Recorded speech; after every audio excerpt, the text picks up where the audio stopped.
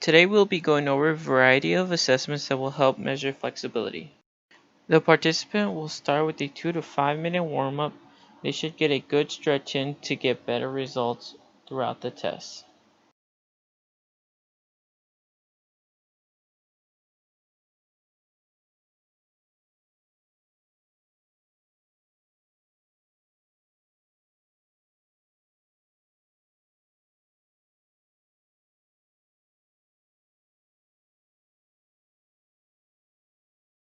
The first test is the Canadian Trunk Forward Flexion Test.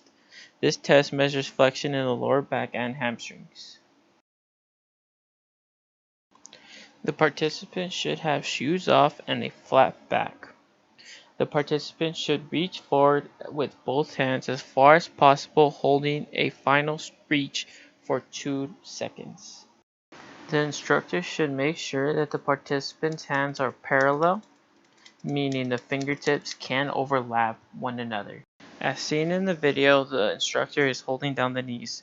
The instructor should not hold down the knees because this guides the participant in a further stretch. For the participant to get a farther reach, they are allowed to exhale while reaching, but the participant cannot hold their breath. On both reaches, the participant reached a max of 27 inches, which by the table presented above, this means that the participant needs improvement in flexibility. The next test is the YMCA sit and reach test. You will need a yardstick and a tape that measures 15 inches for this assessment. The tape will be between the participant's feet, creating a right angle. You will ask the participant to keep their heels directly on the tape to get an accurate reading. The instructor should make sure that the participant's hands are parallel, meaning the fingertips can overlap one another. For this portion, the participant reached 17 inches on both tries, which by the table presented means that she is below average in this category. Next is the Thomas test. This is a passive test, meaning the participant should be doing the stretch. This tests flexibility in the hip flexors. The participant will lay supine, meaning on their back, and bring their knee to their chest. If the participant is inflexible, the contralateral leg will raise off the ground. But if the participant is flexible, there will be no change in the contralateral leg.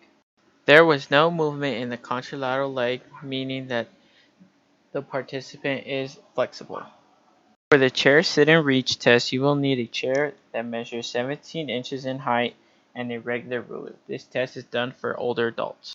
The participant will extend their leg with their heel on the ground and their ankle dorsiflex at 90 degrees. If the participant reaches past their toes, this is a positive reading. And if they are unable to reach their toes, this is a negative reading in flexibility. The participant passed their toes by 2 inches, which is positive. Lastly, the straight leg test will be an active test. The participant will be laying supine on their back for this test. The tool to measure in this test is a goniometer. The goniometer will be placed on the greater trochanterus axis. If the participant is unable to stretch to 80 degrees, this is unacceptable. But if the participant stretches more than 80 degrees, this is acceptable. Here the participant is able to reach 89 degrees, which is acceptable for this flexibility.